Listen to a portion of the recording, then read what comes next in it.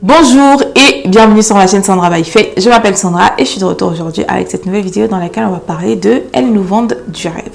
Avant de continuer dans la vidéo, je t'invite à venir me rejoindre sur les réseaux sociaux. Je suis à @Sandra by Faye et à @Sandra Michel sur YouTube et sur Instagram. Si tu veux être au courant de mes autres activités sur ma partie lifestyle et de mes activités au quotidien sur Sandra by Faye, n'hésite pas à venir me rejoindre. Et à la fin de la vidéo, si jamais tu as aimé la vidéo, n'hésite pas à laisser un like parce que ça va aider à rebooster la chaîne vu que j'étais absente pendant longtemps. Il faut signaler aux amis les algorithmes que je suis de retour et donc que la vidéo soit représentée à nouveau. Donc, ce qui m'a inspiré pour cette vidéo, c'est je pense que tu dois être au courant parce que bon, au moment où tu vas voir cette vidéo, c'est sûr qu'on en parlera déjà plus des masses parce que même au moment où je tourne la vidéo, on n'en parle plus trop ou alors c'est moi qui ne le vois plus passer. Mais il y a eu l'affaire de Dubaï. Ok, you know what I mean, right? You know what I mean. Je ne veux pas mettre le titre ou même aller plus loin dedans parce que je trouve que ça a été usé, reusé, abusé. C'est-à-dire que vraiment, ça a été tellement dans tous les titres. C'était vraiment juste laid à voir en fait, l'indécence. Et surtout, parenthèse, vraiment, ça a été vraiment moche de voir comment l'être humain peut être opportuniste en fait, parce que j'ai trouvé vraiment qu'avec ce sujet-là, ça a été d'une opportunité de dingue pour pouvoir gather the views, gather the clicks, you know, et puis c'était partout, et puis c'était tellement enfin bref, ouais, c'est dingue de voir comment l'être humain est opportuniste. Mais bon, quelqu'un qui est en train de regarder ça pourrait dire, mais en fait, t'es quelque part en train de faire la même chose vu que tu es en train de parler de ça. Non, j'ai été inspirée en fait à faire cette vidéo à cause de ça parce que dans certains commentaires que j'ai entendus, que j'ai écoutés qui parlaient du sujet, il y a le terme elles nous vendent du rêve en fait qui est revenu pas mal de fois, de dire voilà ce que vos influenceuses font, elles disent qu'elles vont à Dubaï, elles se prennent pour des boss ladies, elles vont parler d'être des boss nanana, alors qu'en fait voilà ce qu'elles vont faire et tout ça nanana, elles viennent sur les réseaux pour nous vendre du rêve. Et puis je me suis arrêtée pour me dire, mais en fait, quand vous dites « elles nous vendent du rêve », ça veut dire quoi concrètement? Parce que, est-ce que le fait de voyager en première classe, le fait de s'afficher sur les réseaux sociaux dans des voitures de luxe, porter des sacs de luxe, porter des marques de luxe, aller dans des endroits top-notch, dépenser de l'argent à gogo n'importe comment, se montrer sous son meilleur jour, bien maquillé, bien sapé, sentir bon, etc. C'est ça qu'on appelle vendre du rêve? C'est ça le rêve? Et puis la question en fait que je vais te poser à toi qui regarde cette vidéo et qui peut-être va t'identifier à ça et te dire effectivement de trouver qu'elles nous vendent du rêve. La question c'est ça ton rêve? Pour toi c'est un rêve de porter des sacs de luxe, de voyager en première classe, de voyager dans des endroits aussi fake, excusez-moi, parce que franchement, c'est ce que je pense. Dubaï, vraiment, pour moi, je trouve que c'est la représentation à miniature de la vanité de l'homme. Parce que, pour toutes les personnes qui connaissent un peu l'histoire de Dubaï, c'est vraiment un truc artificiel, quoi. C'est une ville presque artificielle, en fait. C'est-à-dire que tout est fait pour faire en sorte, pour faire rêver les gens. Tout est fait pour faire rêver ce dont c'est le rêve en fait, d'avoir un certain style de vie, une certaine classe, un certain niveau de vie. C'est-à-dire que pour moi c'est tellement une représentation contrefaite et c'est tellement une représentation de la vanité de l'homme que je ne vois même pas, en tout cas personnellement, hein, ce qu'il y a de beau, ce qu'il y a d'attirant et ce qu'il y a d'attrayant avec une ville comme celle-là. Si on doit se baser vraiment sur l'image de marque en fait finalement que la ville veut renvoyer, tu comprends ce que je veux dire? Parce que c'est clair que Dubaï a vraiment axé sa communication sur le luxe, à outrance, le luxe à outrance. Il existe dans le monde des milliers d'hôtels luxueux qui offrent des services hors pair, des vues panoramiques ou encore une gastronomie d'exception. Généralement, ces hôtels sont très cotés et ne sont fréquentés que par une infime partie de la population mondiale. Souvent, il s'agit de la classe la plus aisée du monde. Et parmi tous ces hôtels se trouve en tête de liste le plus magnifique, le plus somptueux et surtout le plus royal, celui qu'on a si joliment baptisé Burj Al Arab. Du haut de ses 321 mètres, exhalant l'opulence à des milliers de kilomètres, cet hôtel est incontestablement le plus fastueux du globe. Installez-vous confortablement, aujourd'hui nous plongeons au cœur de l'hôtel le plus incroyable que vos yeux n'aient jamais vu.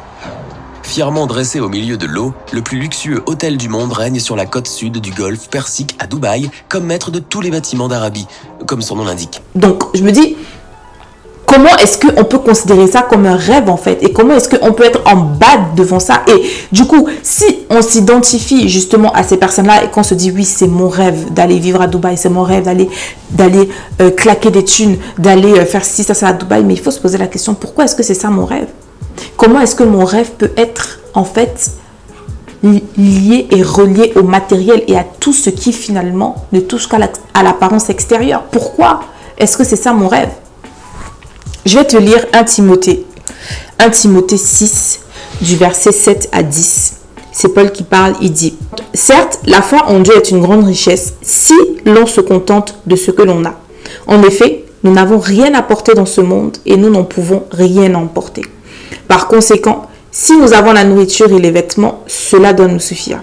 Mais ceux qui veulent s'enrichir tombent dans la tentation.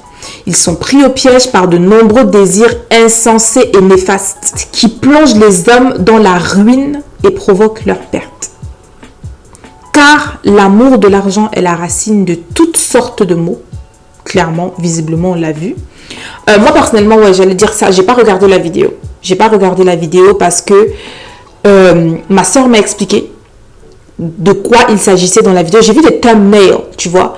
Mais sur les thumbnails, je me disais peut-être c'est quelque chose qui a été controversé. J'ai pas regardé la vidéo, mais ma soeur m'a expliqué qu'en fait, ce que j'ai vu sur le thumbnail, que c'était vraiment ça et que la vidéo était encore beaucoup plus explicite. J'étais en mode, franchement, heureusement que je n'ai même pas eu l'idée et la curiosité d'aller regarder la vidéo. Mais ma soeur m'a expliqué, je me suis dit, mais tu vois, on comprend vraiment que l'amour de l'argent est la racine de toutes sortes de maux. Certains ont eu une telle envie d'en posséder qu'ils se sont égarés loin de la foi et se sont infligés bien des tourments. Alors, c'est sûr que là, il s'agit de choses qui se sont... cette affaire de Dubaï, là, il y a des personnes qui sont concernées par ce genre de pratiques, etc. Forcément, on va se dire, forcément, ce sont des personnes qui ne sont visiblement pas chrétiennes, mais moi, je fais cette vidéo aujourd'hui pour pouvoir justement parler, m'adresser à ceux d'entre vous, à ceux d'entre nous qui sont chrétiens, donc pour le coup, mais qui s'identifient à ce genre de choses, qui s'identifient à ce genre de style de vie finalement, et qui considèrent ce genre de style de vie comme étant un rêve. Comme je disais au départ, pourquoi c'est ça ton rêve? Pourquoi c'est ça ton rêve? Tu vois, parce que Paul ici, il nous dit que l'amour de l'argent, c'est la racine de toutes sortes de maux. Tu vois. Et quand il dit l'amour de l'argent, au final, parce que moi j'ai réfléchi, je me dis, mais quand on dit qu'on aime l'argent, ou qu'il y a des gens qui disent qu'ils aiment l'argent, ou que les gens, ils aiment ces choses-là, mais en fait, c'est pas tant que les gens, ils sont attirés par le matériel en lui-même. C'est pas tant que les gens, ils sont attirés par Dubaï en lui-même, tu vois, parce que Dubaï, c'est pas tangible, c'est pas tant que les gens ils sont attirés par le fait de voyager en première classe, tu vois. Les gens sont attirés par la sensation que procure le fait de voyager en première classe. Parce que quand tu voyages en première classe et que du coup tu le partages sur les réseaux sociaux, ou même quand tu voyages en première classe, parce que dans un avion, il y a plusieurs classes. Tu as la première, tu as la business, tu as la premium éco et puis tu as la éco. Rien que la personne qui voyage déjà en première classe, parce que quand vous arrivez dans l'avion, on voit très bien qui prend la direction, qui prend quelle direction, tu vois. Donc on sait que quand on voit cette personne-là, elle prend cette direction, ça veut dire que soit elle va en première, soit elle va en business et tout. Tu vois, donc la sensation en fait que ça procure de savoir que oui, les gens vont me regarder d'une telle manière parce que les gens sauront que moi je voyage là-bas comme ça va me faire me sentir quelqu'un. Ça va faire en sorte que je me sente important. Ça va booster mon ego et du coup, ça va me donner des shoots de dopamine. Tu vois ce que je veux dire? Parce que la dopamine, c'est quoi? La dopamine, c'est une hormone qui est sécrétée dans notre cerveau et qui est relâchée en fait quand on fait quelque chose qui fait monter l'adrénaline en nous en fait finalement, tu vois. T'es complètement accro car ces applis sont conçues à la base pour sécréter dans ton cerveau la molécule responsable du plaisir, de la motivation et de l'addiction. La dopamine. Donc en gros, c'est pas le sac à main. C'est pas les voyages en première en business. C'est pas les photos, les belles photos sur Instagram et les likes sur Instagram. C'est pas tout ça. C'est le sentiment qui est derrière tout ça. C'est le sentiment qui est attaché à tout ça. C'est la façon dont on se sent, c'est la façon dont on se perçoit qui est attaché à tout ça que les gens recherchent en fait finalement. Et derrière ce sentiment-là, c'est justement les shots de dopamine en fait qui sont attachés à tout ça. Je ne sais pas si tu comprends ce que je veux dire. Parce que le sac, les voyages, les réseaux et tout ça, ce sont des choses qui finalement ne sont pas, qui en elles-mêmes en fait ne représentent rien parce que c'est que du matériel. Tu vois ce que je veux dire? C'est que du matériel. Mais c'est justement ce que ça nous procure, les sensations que toutes ces choses-là nous procurent. En fait, c'est ça qu'on recherche. Tu vois? Donc, quand tu vas entendre des gens qui vont dire « Ah oui, je rêve de voyager en première classe », en fait, non, c'est pas ça. C'est pas « Je rêve de voyager en première classe ». C'est « Je rêve de me sentir bien. Je rêve de me sentir en confiance. Je rêve d'avoir une certaine assurance, d'avoir une certaine confiance en moi. » Tu vois ce que je veux dire? Et pour eux, avoir la confiance en soi, avoir cette assurance-là est attaché au fait de voyager, au fait de poster sur les réseaux, au fait de montrer qu'on a une vie de luxe, parce qu'au final, ces sensations-là viennent pour eux au travers des autres hommes finalement. Parce que c'est de ça dont il est question. C'est de ça dont il est question. Le fait de savoir qu'on est dans une position qui est enviable par d'autres personnes. Et le fait de savoir que je suis enviée par les personnes qui me regardent, qui ne peuvent pas accéder à ce à quoi je suis en train d'accéder, il dit sac de marque, voyage en première classe, voyage à Dubaï, argent à gogo, sortie nanana. Ben c'est ça en fait, le fait de savoir ça, c'est ça qui procure en fait c'est ça qui me procure de la satisfaction au travers de la dopamine qui est relâchée en moi quand je sais qu'il y a des gens qui me regardent et qui m'envient. Tu comprends ce que je veux dire? C'est pour ça que les gens qui vont dire « Oh, elles nous vendent du rêve ». Non, en fait. En fait, ce qu'ils essaient de dire, c'est elles font en sorte qu'on les envie parce qu'elles sont en train de vivre la vie que nous aussi, on a envie de vivre. Elles sont en train de ressentir ce que nous aussi, on voudrait ressentir. Elles sont en train d'accomplir ce que nous aussi, on voudrait accomplir. Tu vois, elles sont en train d'avoir l'assurance, la confiance, les applaudissements et tout ça. C'est ce que nous aussi, on voudrait avoir. Tu comprends ce que je veux dire? Et donc, la question, c'est pourquoi? Pourquoi est-ce que c'est ça ton rêve? Pourquoi est-ce que tu voudrais te sentir comme ça? Pourquoi est-ce que le fait d'être en confiance avec toi-même, le fait d'avoir de l'assurance, le fait d'être rempli d'estime de toi devrait passer par la validation de d'autres êtres humains?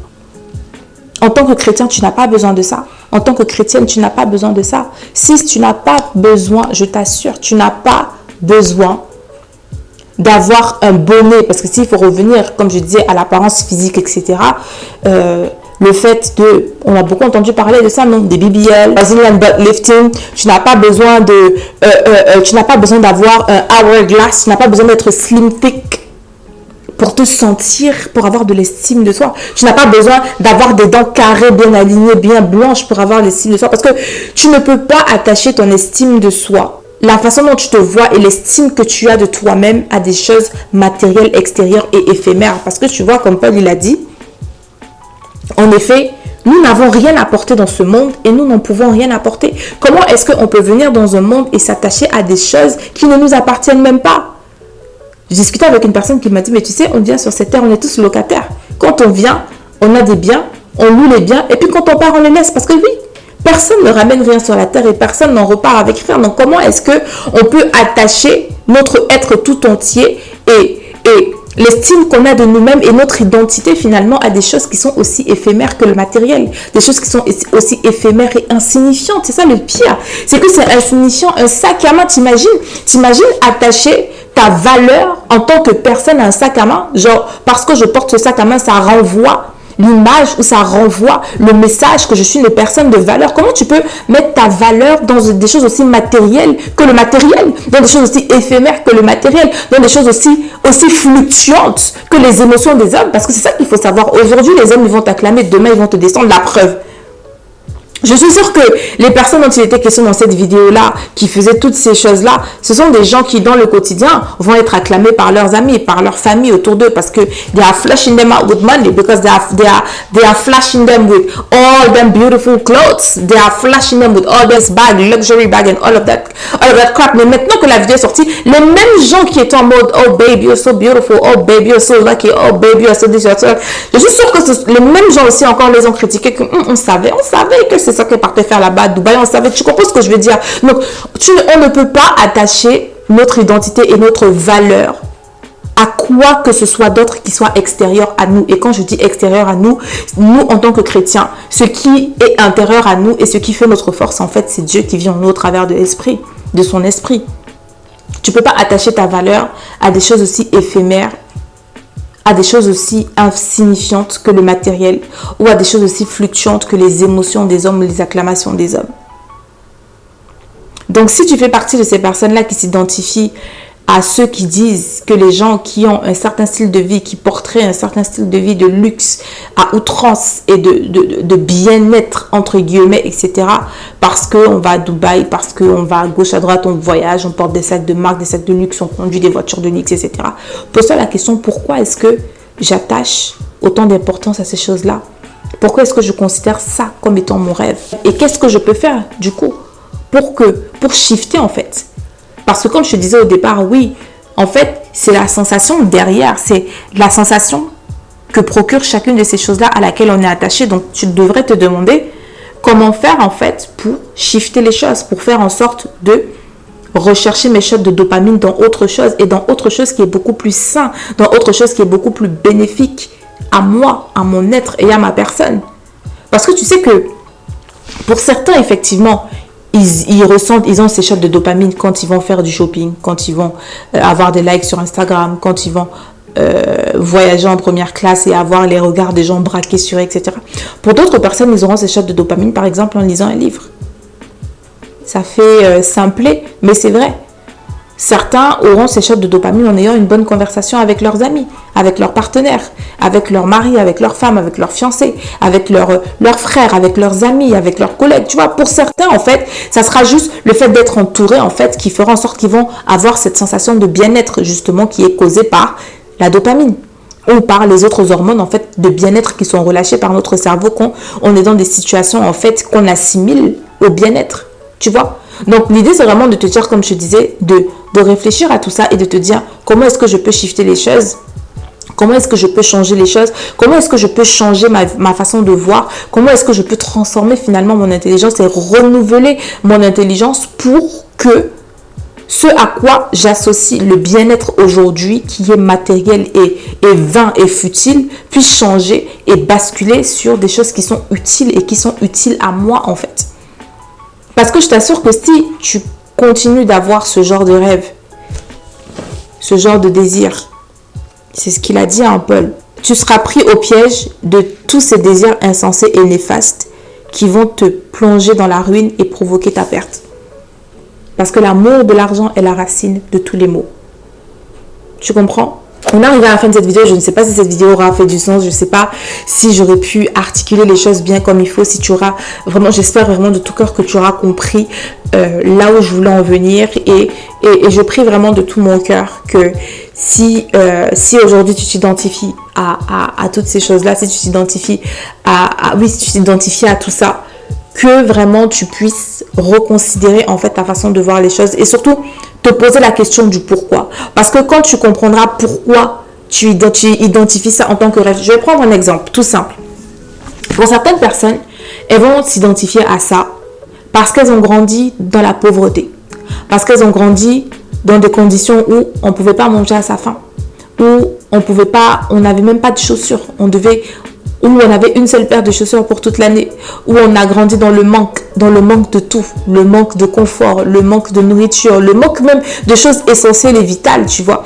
Et donc, depuis, ça a été un traumatisme, mais elles se sont dit, moi, plus jamais, en fait, tu vois, et se sont dit que, en fait, pour vivre le bien-être et pour être heureux et pour vivre de manière à être heureux dans sa vie et tout ça, il faudrait avoir toutes ces choses-là. Tu comprends ce que je veux dire? Donc, il faut que tu réussisses à identifier pourquoi est-ce que tu considères ça comme étant un rêve pour toi. Pourquoi est-ce que tu penses de la manière dont tu penses? Pourquoi est-ce que tu attaches autant d'importance à chacune de ces choses-là?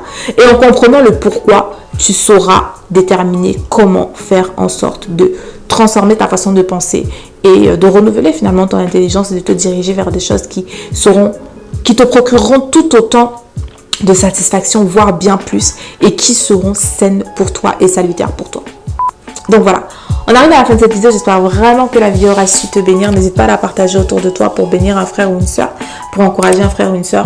Moi, je te remercie d'avoir regardé la vidéo jusqu'au bout. D'ici à la prochaine fois, porte-toi bien, que mon Dieu te bénisse. Et don't forget, never stop walking by faith and not by sight. Stay blessed and faith till you make it. Bye.